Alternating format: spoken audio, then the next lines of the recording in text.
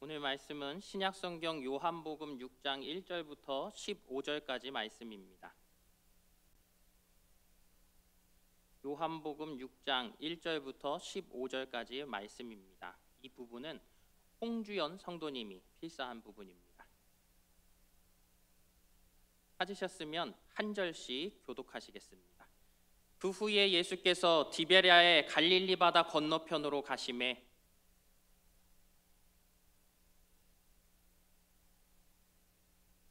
예수께서 산에 오르사 제자들과 함께 거기 앉으시니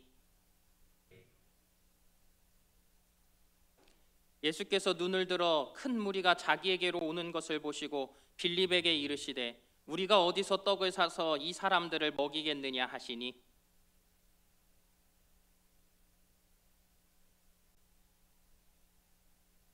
빌립이 대답하되 각 사람으로 조금씩 받게 할지라도 200데나리온의 떡이 부족하리이다.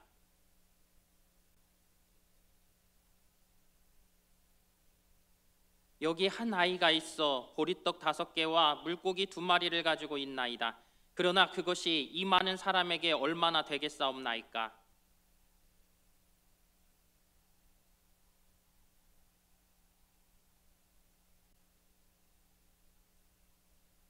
예수께서 떡을 가져 축사하신 후에 앉아있는 자들에게 나눠주시고 물고기도 그렇게 그들의 원대로 주시니라.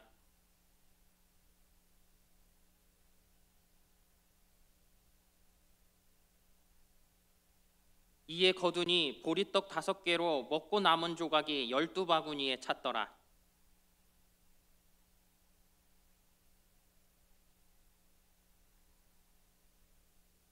같이 있습니다. 그러므로 예수께서 그들이 와서 자기를 억지로 붙들어 임금으로 삼으려는 줄 아시고 다시 혼자 산으로 떠나가시니라. 아멘. 우리 옆에 분들과 함께 인사하겠습니다. 사랑합니다. 축복합니다.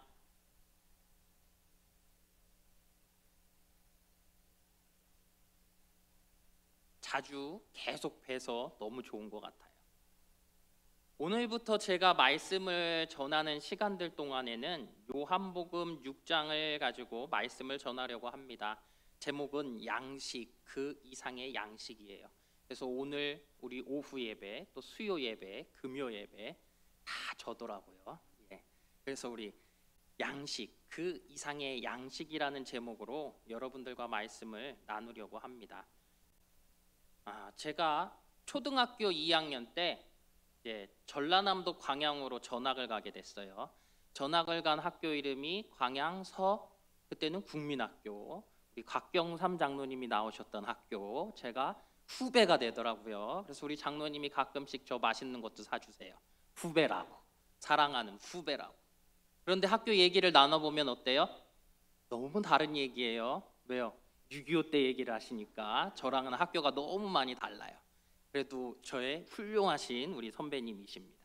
그런 학교에 이제 광양으로 제가 전학을 가게 되었는데, 전학을 가서 갑자기 어머니께서 인천에 또 다시 고향에 가셔야 되는 일이 생긴 거예요.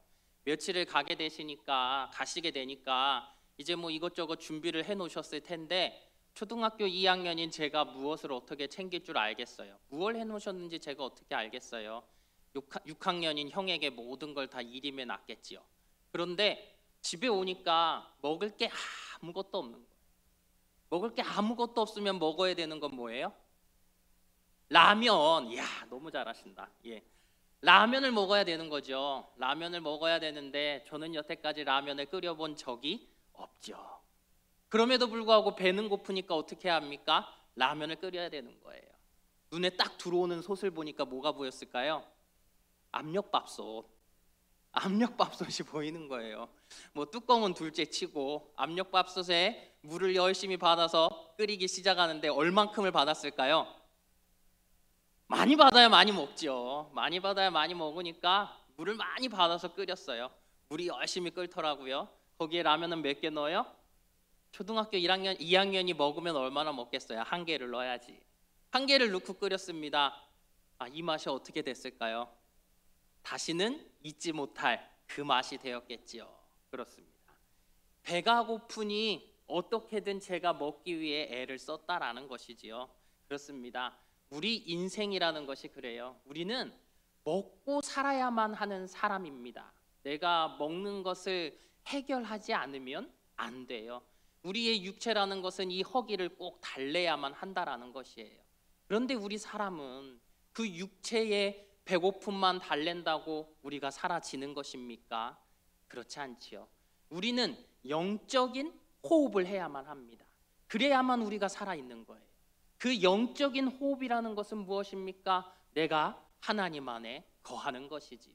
하나님과 함께 내가 거하지 않으면 나는 육체의 그 배고픔은 해결되었을지 모르지만 내 영혼은 죽어 있는 것과 마찬가지입니다. 그래서 오늘 우리는 이 요한복음 6장의 말씀을 통해서 우리에게 필요한 양식, 그 양식이 어떤 양식인가, 그것을 한번 알아보려고 하는 것입니다.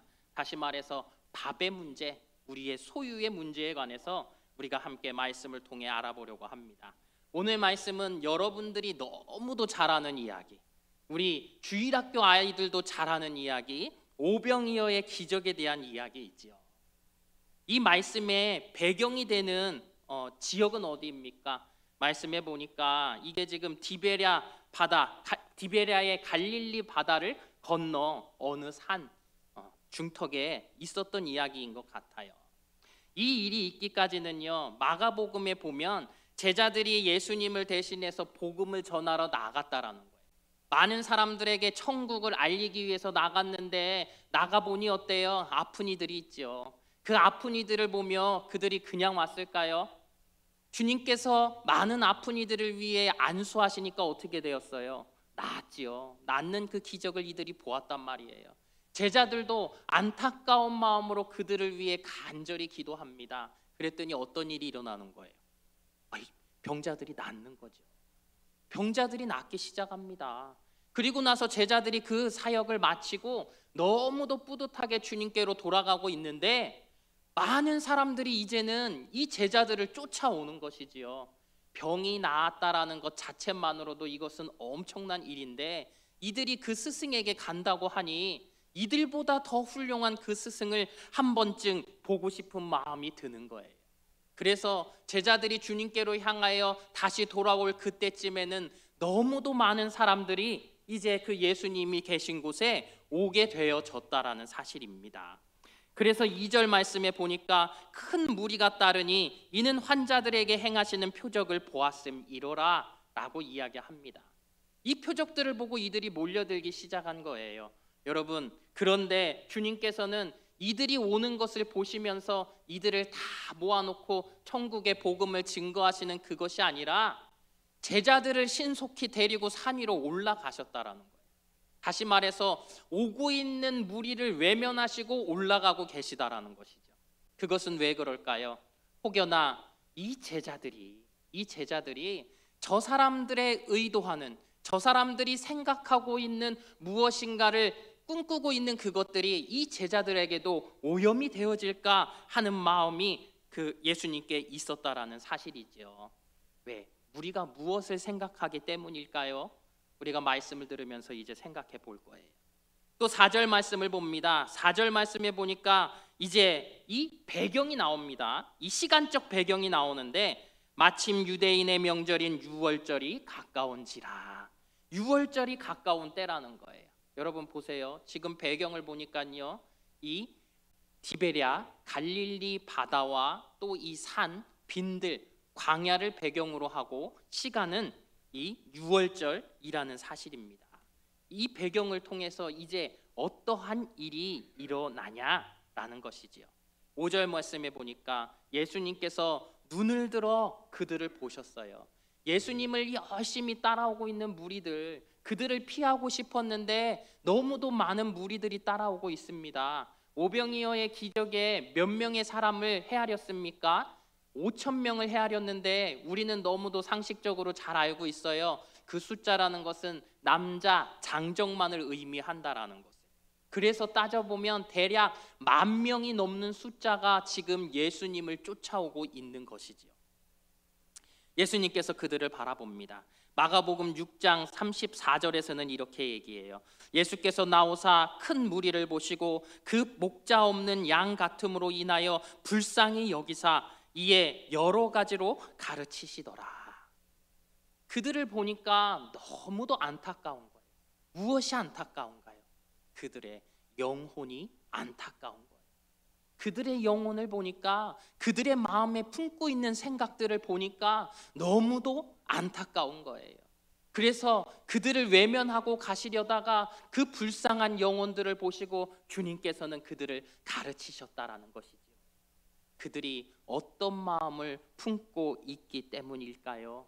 그들의 생각 속에 너무도 힘든 상황들이 있어요. 어떤 상황들? 지금 그들이 살아가고 있는 시대는요, 로마의 식민지로서 살아가고 있습니다. 많은 착취를 당하고 너무도 폭정 가운데 시달려서 힘든 가운데 있다라는 거예요. 세금은 얼마나 많은지, 버는 것 중에 반 이상을 세금으로 내고 있는 이 현실. 버는 것도 별로 없는데 가져가는 것은 너무도 많고, 먹고 사는 것도 힘든데 내 육체는 병들어서 도저히 살아갈 힘이 없는 그러한 현실 가운데 있는 이들.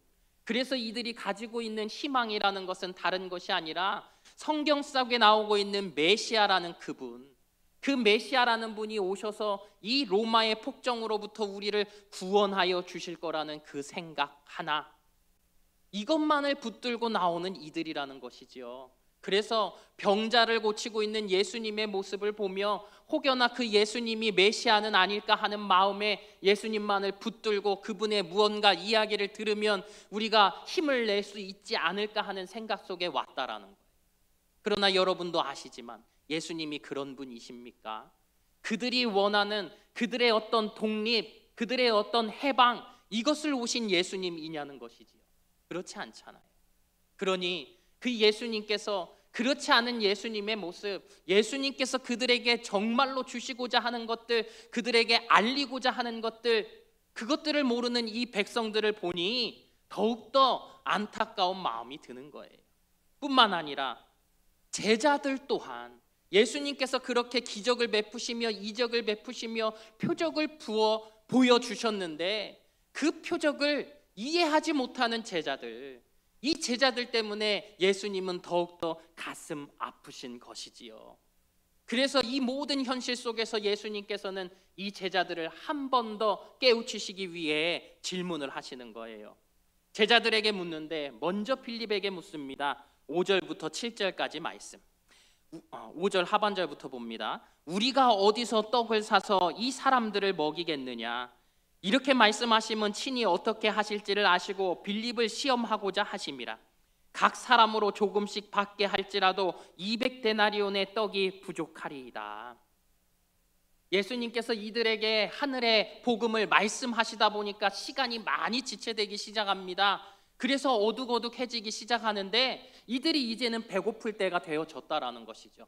이렇게까지 오래도록 이들과 함께 있을지 예수님도 알지 못했어요.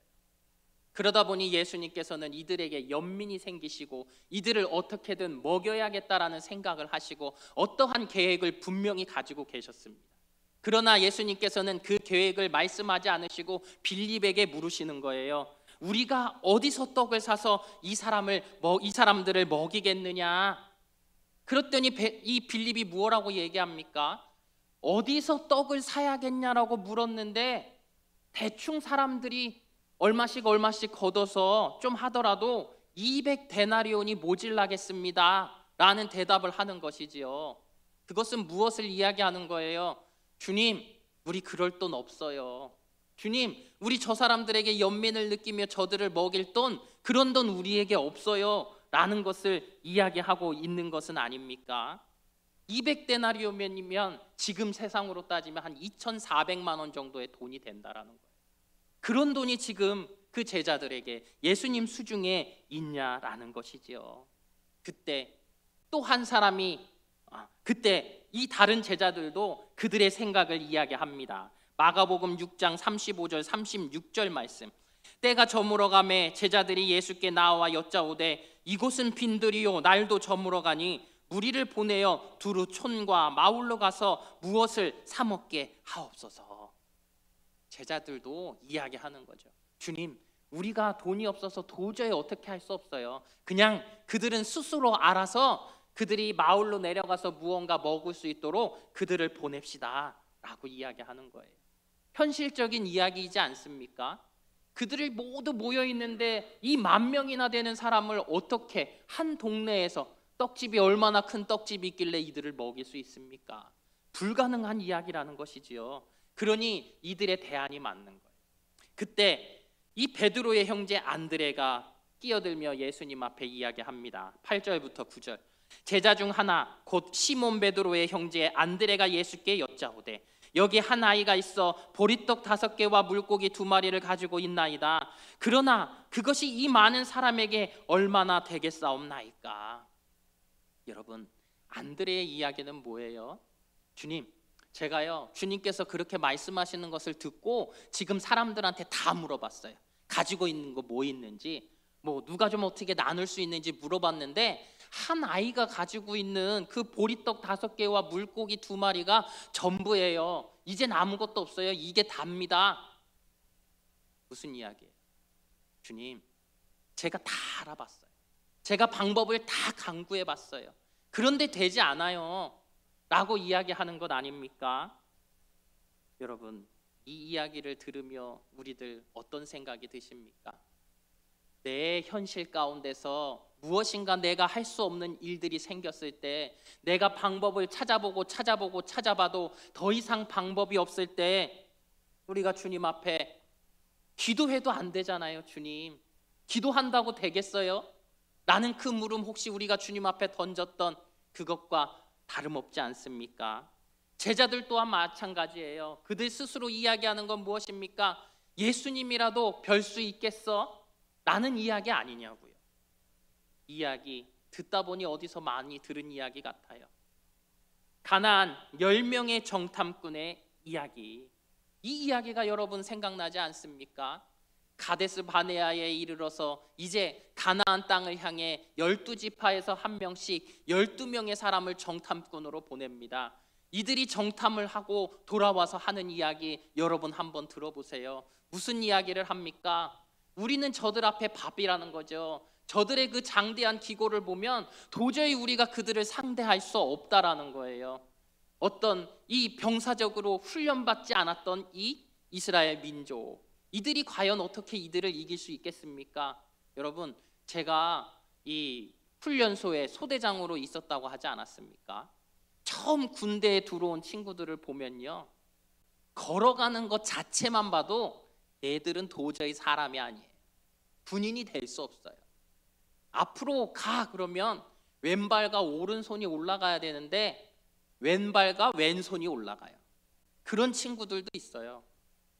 무엇을 물어보면 너무도 긴장해서 대답을 못하고 말을 더듬는 친구들, 한둘이 아니에요.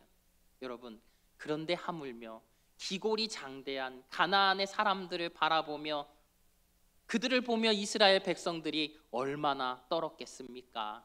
그들이 말하고 있는 거 이거 너무도 현실적이지 않습니까? 10명의 사람이 한결같이 이야기하는 거 그거 현실적인 거라고요. 그런데 2명의 사람은 다른 이야기를 하지 않습니까? 여호수아와 갈렙만은 다른 이야기를 하고 있다라는 거예요. 그들의 이야기를 들으며 여러분 어떤 생각이 듭니까? 그딴 백성을 두려워하지 말라. 그들은 우리의 먹이라.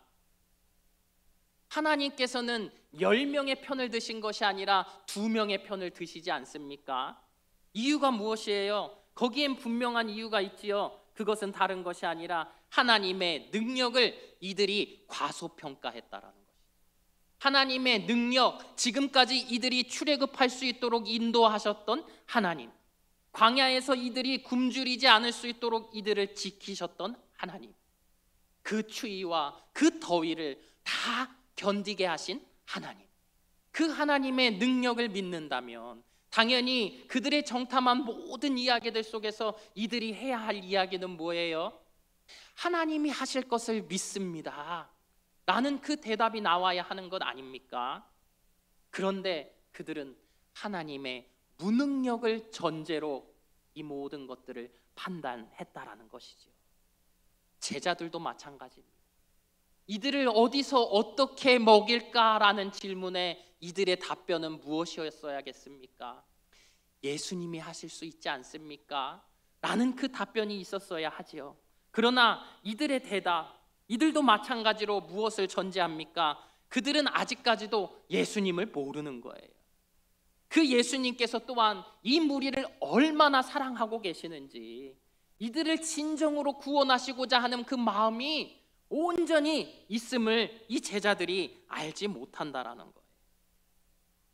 그리고 또한 그들은 정말로 이 백성들에게 필요한 양식이 어떠한 양식인지 모른다라는 거예요. 예수님은 이들에게 배고픔만을 채워주기 원하셨던 게 아니시지 않습니까? 그 육체의 배고픔만을 채워주시려고 예수님이 이 긴 시간을 이들을 붙잡아 놓은 게 아니잖아요. 이들에게 진정으로 필요한 양식, 그것은 무엇입니까? 다른 것이 아니라 예수님 자신이지요. 그 예수님을 먹어야만 하는 것, 그 예수님을 먹는다라는 것, 마음속으로 그 예수님을 내가 영접하는 것이지요. 그 예수님과 연합하는 것이지요. 이것이 필요했다라는 거예요. 여러분, 세상의 사람들도 빌립과 같이, 안드레와 같이 그러한 현실의 판단은 얼마든지 할 수 있습니다. 그러나 분명한 것, 이들에게는 대답이, 해답이 없었다라는 사실입니다. 그 무엇도 이들이 해결할 수 없었다라는 사실이에요. 여러분, 생각해 보십시오. 오늘 우리에게도 주님은 동일하게 우리에게 물으신다라는 사실입니다. 이 코로나 시대에 복음을 전해야 하는데 우리가 어떻게 전해야 할까? 한 영혼을 살려야 하는데 우리가 어떻게 살려야 할까? 주님이 우리에게 물으십니다. 정말로 어려운 성도가 있는데 그 성도 어떻게 도와줄 수 있을까? 자녀를 잃은 성도가 있는데, 가족을 잃은 성도가 있는데 그 성도를 어떻게 도와줄 수 있을까? 주님이 물으십니다. 말씀이 아닌 사건들로 우리에게 끊임없이 물으시는 거예요. 우리 힘으로는 어쩔 수 없는 어려운 형편 자체가 우리에게는 주님의 물음이지요. 그 물음 앞에 혹시 우리들 빌립과 안드레와 같은 대답을 하고 있지는 않습니까? 주님, 우리 같은 교회가 무슨 힘이 있어서 그러한 일을 감당할 수 있겠습니까? 이 코로나 시대에 어디 가서 누구에게 복음을 전할 수 있겠습니까? 이런 답들을 우리가 하고 있지는 않습니까? 혹 아무런 대답도 주님 앞에 하지 않는다면 그것도 믿지 않음에 대한 답일 것입니다. 여러분, 혹 우리들 이렇게 주님 앞에 대답하고 있지는 않습니까? 그러면서 내 마음 가운데 드는 생각은 뭐예요? 이렇게 힘든 문제로 주님, 나를 왜 자꾸 몰아넣으세요? 그러면서 주님은 왜 나에게 사랑의 하나님이라고 늘 말씀하시는 거예요? 그런 원망을 혹 하고 있다면 여러분, 우리가 기억해야 될 게 있어요. 무엇입니까?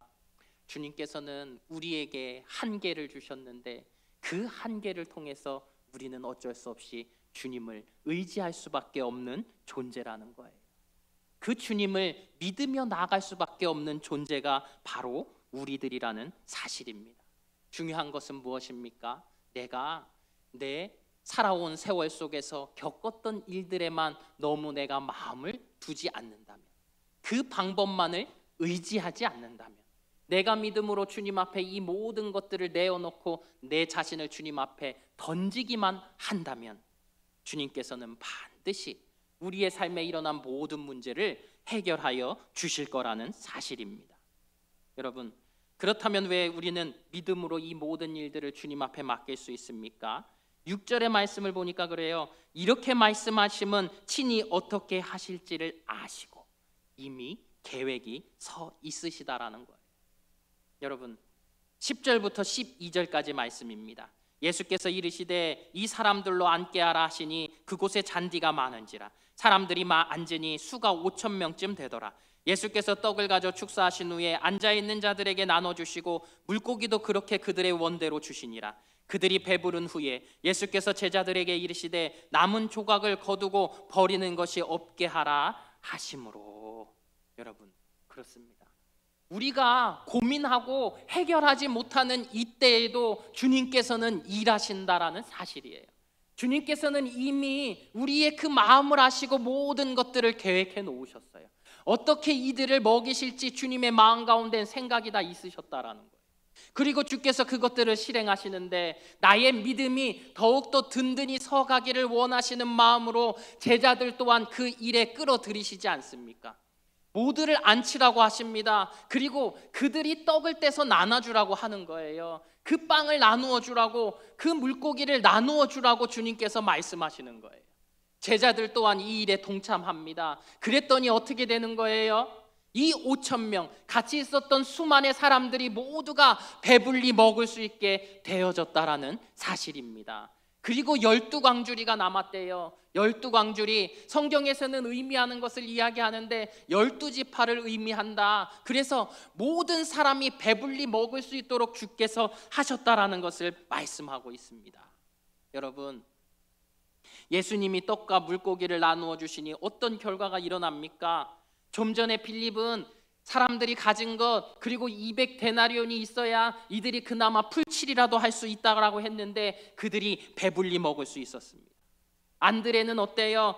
보리떡 5개와 물고기 2마리를 가지고 이것 가지고 어떻게 저들이 풀칠할 수 있습니까? 라고 얘기했는데 이들이 원없이 모두가 먹을 수 있게 되어지지 않았습니까? 여러분, 우리의 상식과 우리의 계산으로는 주님의 그 넓으신 계획과 뜻을 알 수 없다라는 사실입니다. 그런데 여러분 보십시오. 이런 일이 있고 나니까 무리가 어떤 거예요? 이 사람들이 먹는 것만 가지고 감사했으면 좋겠는데 그렇지 않아요. 그러면 어떻게 했다는 거예요? 이들의 마음 가운데 동요가 일어나기 시작합니다. 그러면서 나오는 말씀, 14절 말씀, 그 사람들이 예수께서 행하신 이 표적을 보고 말하되 이는 참으로 세상에 오실 그 선지자라 하더라.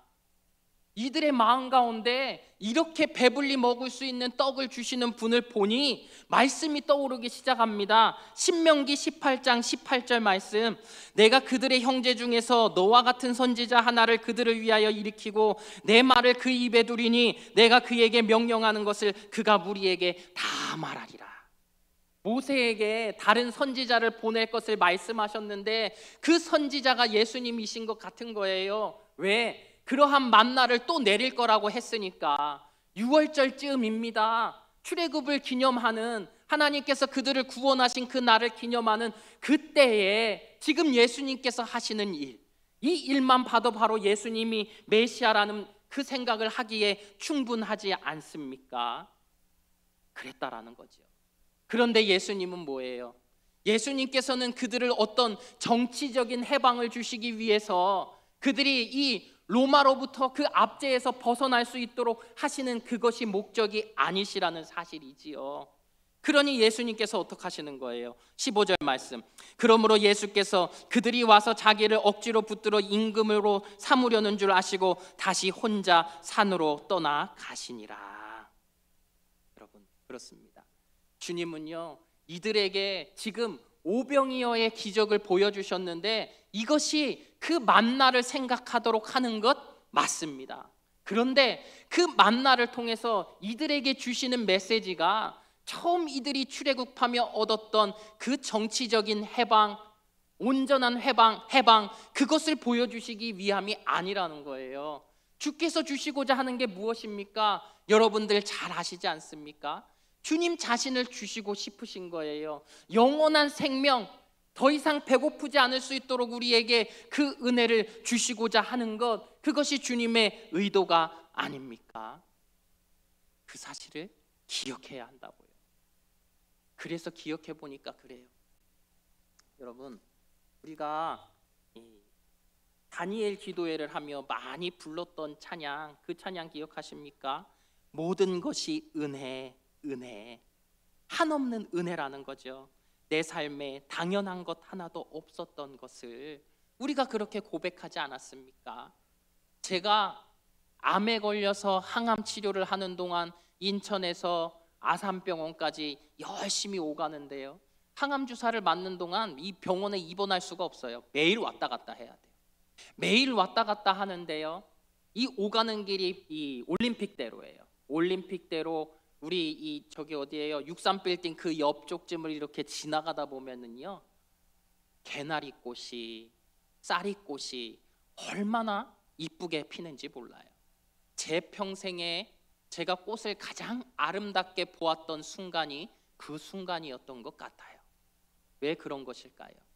평소에 보았던 꽃들도 분명 하나님께서 나에게 은혜로 허락하셨던 자연이었어요. 그러나 나는 매일 보여주시는 그 자연은 감사한 줄 몰랐어요. 그런데 내가 아프며 내가 죽을지도 모르는 이 상황 가운데 그 자연을 바라봤을 때 이 자연은 정말 하나님께서 나에게 허락하여 주셨다라는 것이 너무도 나의 삶 가운데 와 닿은 것이지요. 그런데 여러분 생각해 보세요. 다른 거 말고요. 여러분 서울 하늘 아래에 여러분들 집 있지 않습니까? 살 거처가 있지 않습니까? 그거 감사한 거예요. 하나님께서 나 정말 못 먹고 너무 힘들게 살아갈 때 주여 나 그래도 좀 살 수 있게 도와주세요 라고 기도했더니 그 하나님께서 그 기도를 들으시고 내가 지금 이렇게 세월이 흘러 돌이켜보니 집도 주셨고 자녀들 시집장가 갈 수 있도록 다 허락해 주셔서 그 자녀들 잘 살 수 있도록 그렇게 하여 주신 이 모든 것들이 여러분 은혜 아닙니까? 생각해보니 그것이 나에게 만나이지 않습니까? 맨날 그 만나를 내려주시니 내가 몰랐던 거 아니에요? 그 만나 나에게 허락해 주신 이유가 무엇이에요? 내가 그렇게 잘 먹고 잘 살라고 주신 것입니까? 배고프지 말라고 허락해 주신 것입니까? 그 만나를 주신 그 하나님을 내가 기억하기를 원하신 거 아니냐고요. 그 만나를 통해 내가 하나님을 만나기를 원하신 것 아니냐고요. 그런데 내가 원하는 것은 아직도 그 만나를 통해 내가 무엇인가를 더 얻기를 원하고 더 이루기를 원하는 그 기도를 내가 하고 있지는 않습니까? 사업이 더 잘 돼야 합니까? 내 자식이 더 잘 돼야 돼요? 그렇다고 한다면 이스라엘 백성들과 같이 예수님을 붙잡아 왕으로 삼으려는 것과 무엇이 다르겠습니까? 여러분, 주께서 우리에게 원하시는 것은 그렇게 내가 세상 속에서 나의 그 정욕을, 나의 이 모든 자랑을 더하여 가기를 원하시는 것이 아니라 내가 주님을 온전히 믿고 영원한 생명을 소유할 수 있기를 원하신다라는 그 사실입니다.